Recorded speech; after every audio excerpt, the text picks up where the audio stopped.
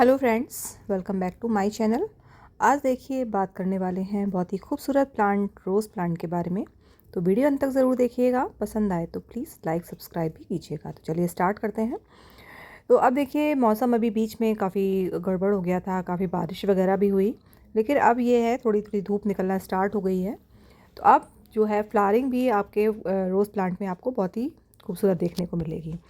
तो जो अब हमें काम करने हैं जिससे कि हमारे प्लांट्स जो हैं अच्छे से फ्लावरिंग करें और जो फ्लावर्स का साइज़ है वो बड़ा आए, चमकदार हमको फ्लावर्स मिले। तो कुछ हमें काम इसमें करने हैं जिससे कि हमारे प्लांट की ग्रोथ भी अच्छी रहे और हेल्दी रहे। तो सबसे पहला काम क्या है कि जितने भी सूखे हुए फूल हैं लगे हुए हैं ब्रांचेस में अपने रोज़ प्लांट में, बिल्कुल उनको हटा दीजिए और ऊपर से नहीं, थोड़ा सा नीचे से 4-5 पत्तियों के नीचे से हटाइए, जिससे कि जो न्यू ब्रांचेस आएगी थोड़ी सी हेल्दी निकलेगी। और आप तो सब जानते ही हैं कि जो न्यू ब्रांच है उसी में न्यू बड बनती है और हमें फ्लावरिंग देखने को मिलती है। तो देखिए मैं कितना नीचे से इसको कट करके हटा रही हूँ। तो काटते समय बिल्कुल भी ये ना सोचें कि हमें इतना हम ज़्यादा पार्ट इसका हटा रहे हैं तो हमारा प्लांट डैमेज होगा। ऐसा नहीं होता है और अच्छे से इसमें न्यू न्यू हेल्दी शूट्स निकलती हैं और हमें अच्छे से फ्लावर्स मिलते हैं। और इस तरह के जो सूखे हुए पत्ते लगे हुए हैं, पीले पत्ते हैं, उनको भी हटाइए। अपने प्लांट को नीट एंड क्लीन रखिए जिससे कि फंगस वगैरह का अटैक ना हो। जो एफिड्स वगैरह हैं वो भी इन सूखे पत्तों पर और जो वीड्स वगैरह है उन पर अटैक करते हैं। तो ये करिए। और दूसरा काम है अपने प्लांट की गुड़ाई, जिससे कि जो वीड्स निकली हुई है अननेसेसरी वो भी आप हटा पाएँ, क्योंकि वीड्स जो हैं आपके प्लांट का एक्स्ट्रा न्यूट्रिशन जो भी आप डालते हैं वो सब ले लेंगे, प्लांट की रूट्स को भी अनहेल्दी बनाएंगे, फंगस को क्रिएट करेंगे। तो ये सब चीज़ें आपको करनी है अपने प्लांट्स पर जिससे कि वो हेल्दी रहें। सारे जो वीड्स हैं बिल्कुल हटा देनी है, बिल्कुल रूट से उनको अच्छे से बिल्कुल गुड़ाई कीजिए जिससे कि नीचे से रूट से वो हट जाए। ऊपर ऊपर से अगर काट देते हैं तो उनकी रूट्स और भी ज़्यादा डेवलप हो जाती हैं और हमारे पूरे प्लांट को लगभग ख़त्म कर देती हैं। तो हमेशा ध्यान रखिए, वीड्स बहुत ज़रूरी है हटाना। तो करीब 15 दिन में आप इसकी गुड़ाई ज़रूर करें जिससे कि वीड्स हट जाए और आपके रोज़ प्लांट का जो एरेशन है रूट्स में वो बना रहे। तो अच्छे से सारी वीड्स हटा देंगे और थोड़ा सा ध्यान से रोज़ प्लांट पर काम करते समय ग्लव्स ज़रूर यूज़ करें क्योंकि कांटे होते हैं, तो थोड़ा सा सेफ्टी का भी ध्यान रखना है।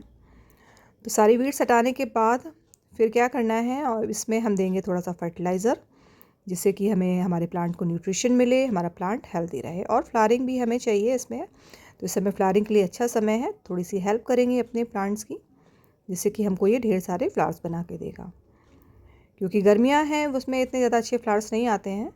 तो अभी जो फरवरी का मंथ स्टार्ट हो गया है उसके लिए आप ये सब फर्टिलाइज़र लीजिए। सबसे पहले मैंने एप्सम सॉल्ट, जो रोज़ को बहुत ज़्यादा पसंद है, फोटोसिंथेसिस में हेल्प करता है।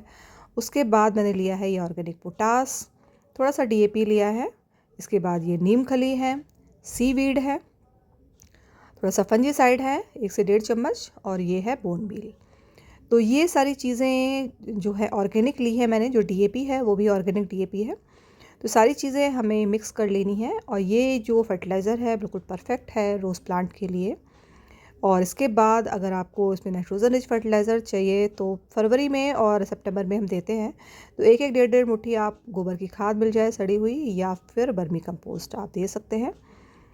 तो उसके बाद ये जो मिक्स फर्टिलाइज़र है ये रोज़ प्लांट की फ्लावरिंग के लिए और रोज़ की हेल्थ के लिए बहुत हेल्प करता है।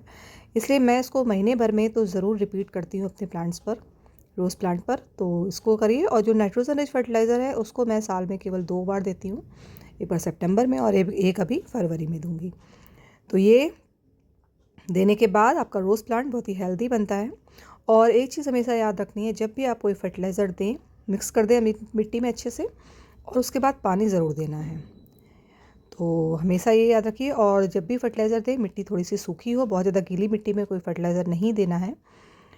तो ये हो गया। और फिर इसके बाद दूसरी केयर है, जैसे इस तरह की ब्रांचेस जो हैं डेड हेडिंग तो करनी ही है। उसके बाद ये ब्रांच देखिए झुकी हुई है, तो कभी कभार तेज़ हवा चलती है या जो है हमारी ब्रांच जो है डैमेज हो सकती है। तो इसको भी एक हमें स्टैकिंग ज़रूर करनी है। इस तरह की कोई स्टैकिंग ले लीजिए और अपने प्लांट को इस तरह टाइट कर दीजिए, जिससे कि हमारी जो प्लांट है जो थोड़ी सी अभी वीक है, लेकिन आप इस तरह हेल्प करेंगे तो ये अच्छे से चलती रहेगी। तो ये एक छोटी छोटी टिप है लेकिन बहुत ज़्यादा यूज़फुल होती है। अगर आप प्लांट को ऐसे छोड़ देंगे तो कभी कभार हमारी पूरी ब्रांच ही टूट जाती है। तो ये चीज़ बहुत ध्यान रखनी है।